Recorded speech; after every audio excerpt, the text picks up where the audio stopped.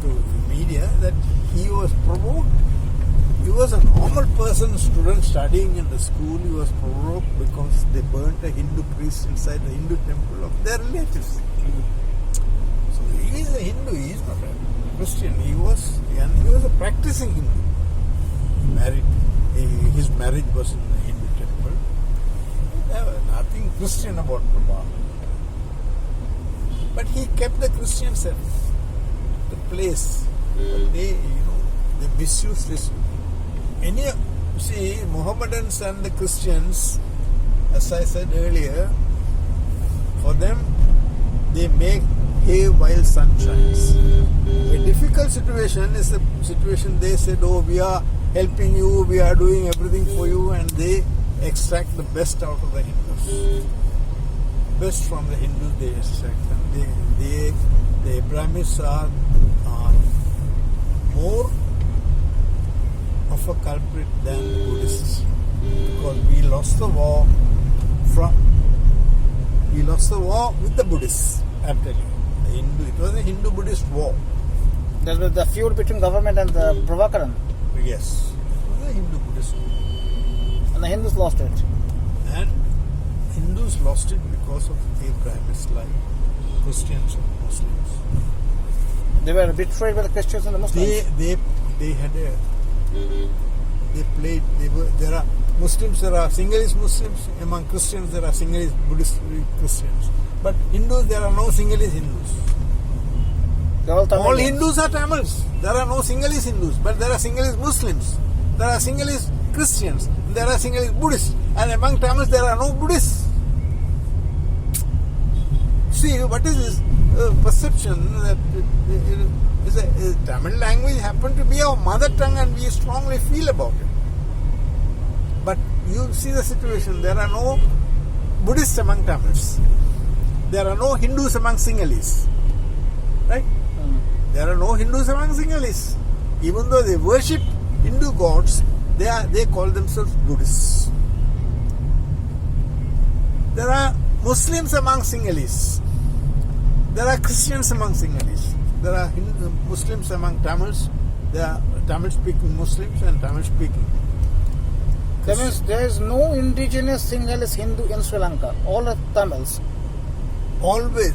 Only if you go anywhere in Sri Lanka, people who call themselves Tamils are mostly Hindus. I will tell you a situation. Northwestern province in 1920s, 100 years ago, was purely a Tamil majority province. Now what is called the Northwestern province, 100 years ago, was a Tamil majority province. Today you go and see, it is a Sinhalese majority province. It was a pure effort to Sinhalize. And so, okay, they have Sinhalized, right? Now, you go and see, there are still remnants of Tamil villages. Are they Christians? Are they Muslims? No. All the Tamil villages are Hindu villages.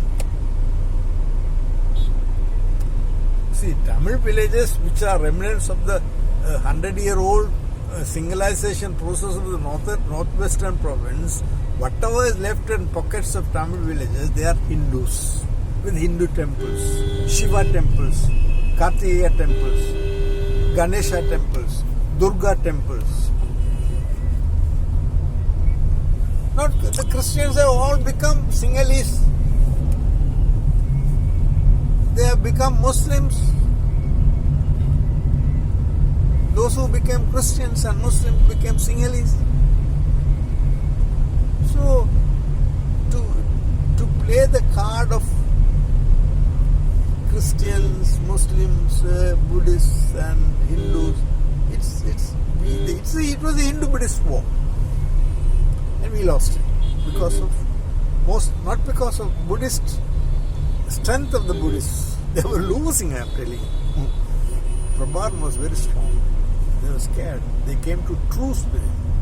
They got Western countries to arrange a memorandum of understanding because they could not stand the pressure, the violent pressure from Prabha. Now we are lost. We lost the war. And that situation, I think the Abrahamists wanted. Why, then only you people are poor, people are displaced, they come with humanitarian aid, money, facilities, all that you convert, we give you. You orphans come to our orphanage. You sick people come to our hospitals. You old people come to our age homes. So these are the states of the first demographic changes. Yes. And young girls without husbands, without male support, women headed families. Become an easy prey. They need jobs, so they get to Muslim shops and factories and workplaces. And those Muslims tell those women, you marry us, we can marry any number of times. You marry us, we give you money, we give you houses. And in the eastern province, many thousands became Muslims. Not only they became Muslims. The Easter bombings of 2019, that there was the Easter Sunday bombing in 2019. The girl who participated was a 21-year-old girl, a Tamil-speaking Muslim girl. Until 18 years, she was a Tamil Hindu. She was converted and indoctrinated. And she became a Muslim, and she was one of those a human bomb. Yes. And she was part of the people, part of the team. So you understand the demography is changing, and as Sambika Ranavaka in his book said, by 20-30 years we will have a Muslim president in Sri Lanka unless otherwise. And once it is, it's done. Maybe. Once anyone there is a Muslim president or prime minister in Sri Lanka, the fate of the Hindus will get settled. That's all. We have to find refuge in India. We have to find refuge in India until India intervenes to get us land back. But who else will? Which country in the world is a Hindu country? There are Buddhist countries. There are Muslim countries. There are Christian countries. There are no Hindu countries. The Gulf money is flowing. Iran has built 1,000 houses post-war. Iran, one Iranian magnate, oil magnate, not Iranian government. One oil magnate in Iran contributed enough funds to make a village in the forest, out of the forest land. Build a tank, hospital, school, 1,000 houses for the Muslims. No Tamil, no Sinhalese, no Christians. So, Islamization is a slow, it's like cancer. It's a cancerous. Islam is carcinogenic. It is spreading like cancer. So something has to be done about it. And the targets are Hindus, not Buddhists. So is there any democratic option? Oh, I am not adequately politically minded to think of what options we have to solve. But I only think of an option. We should save the remaining Hindus to remain as Hindus and become stronger spiritually, emotionally, spiritually and culturally, so that that country will be more peaceful. If you become an Islamic country, that's all. Whole of India will be like, India will have a southern front, Islamic front, like in Kashmir, like in Pakistan, like in Bangladesh. You will have in Sri Lanka an Islamic state. We should terrorize you, I am telling you. So what's the population of Hindus at present in Sri Lanka? What? 3 million. That's roughly 50 lakhs. 30 lakhs. 30 lakhs. I'm sorry, 30 lakhs. So, 12.3% of the population is Hindu. so the way youths got judged during the age of Pravakaran, aren't the Hindu youths now in Sri Lanka sharing the same feelings? You know, defeated psychology is different. Until you face defeat, your mind is different. Once you face defeat, for a length of time, nobody will want to take another risk. For a period of time. Until, there are changes. Our youth are not interested in violence at all. That means there must be a gap of at least 20 to 30 years. Okay, I wouldn't know. I would not predict anything about it. But at the moment, you speak of violence in our society, they will hate you. In fact, they have gone to the extent of hating Prabhakaran also sometimes. Finding fault with him for having brought us to that situation where, see, at every doorstep you have an army man standing. There are Buddhist temples coming up.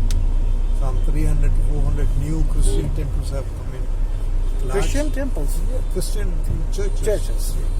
And then you have large tracts of Tamil land purchased by the Muslim and converted to Muslim majority districts. The madrasas and the mosques are getting rampant. One person called Hizbullah, he was a minister in the provincial administration, I suppose. He says on the TV, I destroyed a Hindu temple using my powers as a minister to build a Islamic structure. So this is nobody challenged it. No Hindu challenged it. Neither Hindus, no, the government did not do anything about it. So wasn't there any public outreach in reaction? We shout, but nobody. There's no way of putting him behind bars or putting him, taking him to task, because they are, they feel very powerful. Hezbollah was very powerful at the time.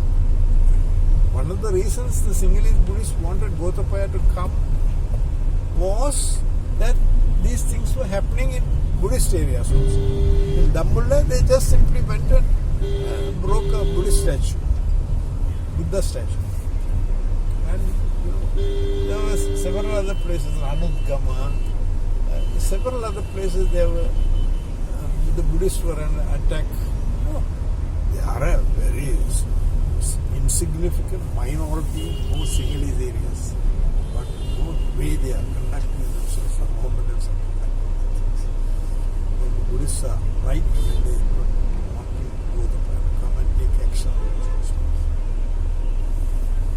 Yeah, Prabhakaran was right. Prabhakaran was compelled to take action too. Like the Burmese authorities sending Muslims out of Rohingya. From Myanmar.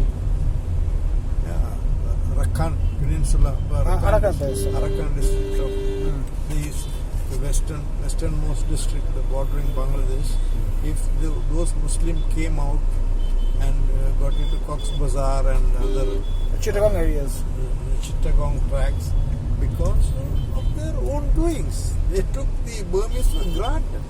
They thought that they could do anything with the Burmese. But the Burmese, fortunately, the Burmese were in good majority. They had they fought back. They had a military government, military-dominated government, which could take decisions without antagonizing everybody in the world. The human rights people. And that speaks of the courage. Fortunately for Burma, India supported. India under Prime Minister Modi did not recognize that as a human right violation. What happened in Arakan to the Muslims in Burma, Modi did not recognize them as. So do you have any expectations from the Indian Prime Minister? I don't know. We are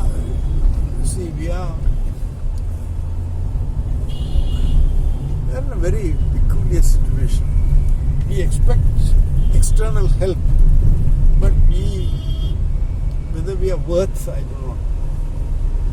Because India came to our rescue in 1987, we sent the army. But there was lots of criticism at the time in Sri Lanka, I think. See, India's speaking force. India, India sent its forces at the request of the Hindus and the Tamils.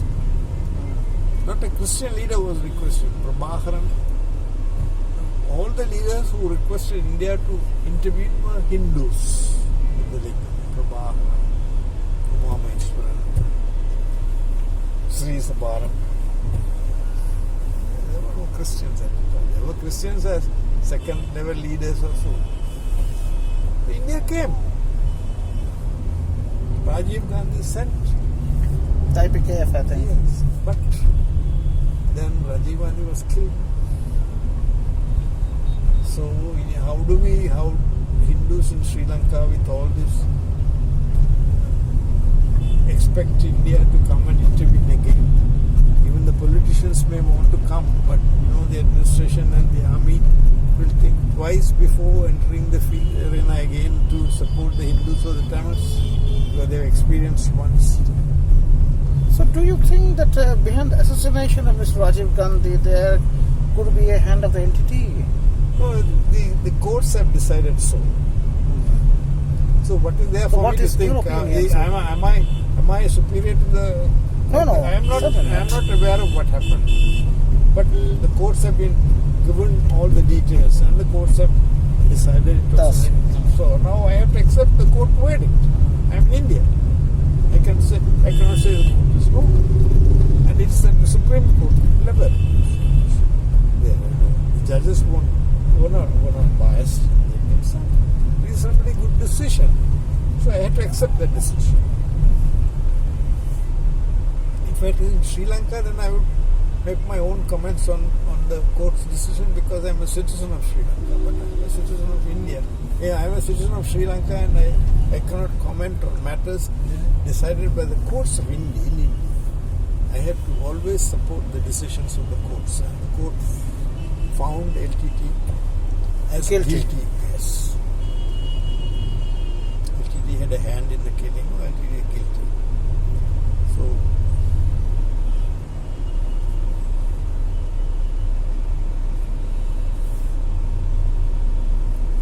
So rough time ahead in Sri Lanka, sir. A rough time ahead in Sri Lanka. It's a rough time.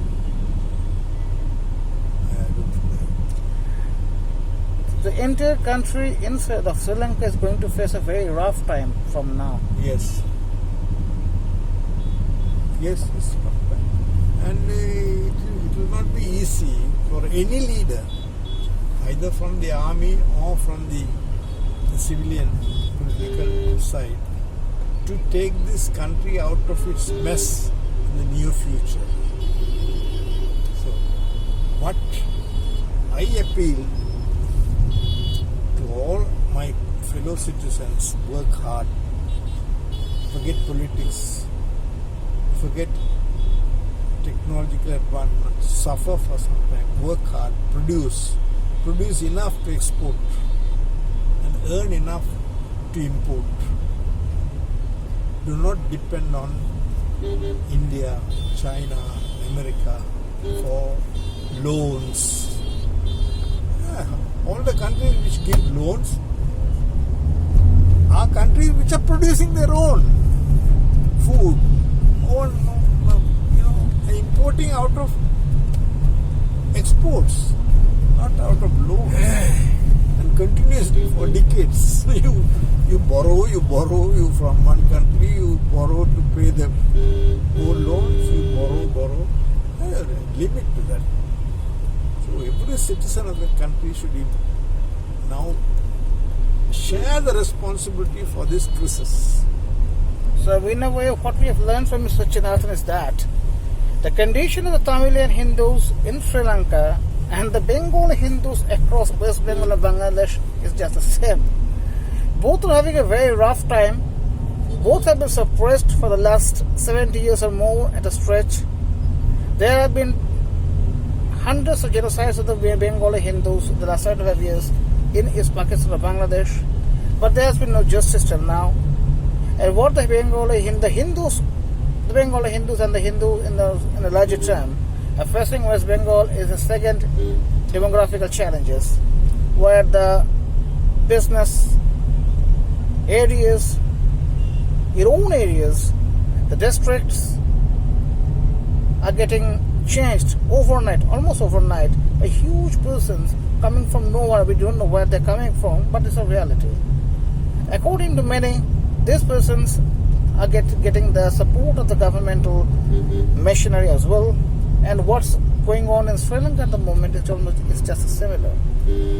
As we have learned from him, Mr. Janathan, is that the Abrahamics, or the Islamists in particular, are also gaining support in majority in many districts. They have already become the majority in 2 districts, and they are going to be majority in the 3rd district as well.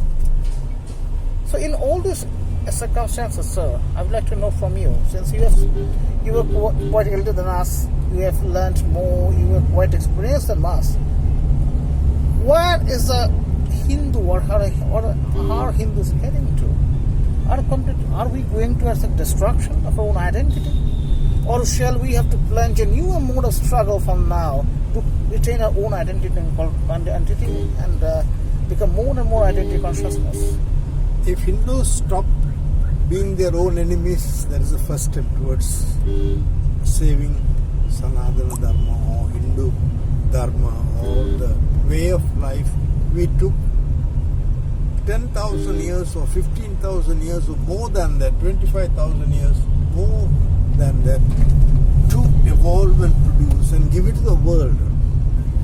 This is the Dharma which is produced, which is very endemic, which is part of this soil, which grew in this soil. If Abrahamists, who grew up in the desert, in the midst of oasis, midst of only date palms, come to this country and dictate to us, both Christians and Muslims, they should realize they are the most aggressive, uncivilized barbarians in the present context. And the Hindus should have the spine, the strength, the spiritual strength and the emotional strength and the cultural strength to fight this and get rid of this. Thank you. So we have reached Belrumat, where we'll stay for some time. Yes. Thank you very much, sir, for being with us. Thank you once more for Bengal volunteers and our fellow strugglers who are going on with us. Thank you very much.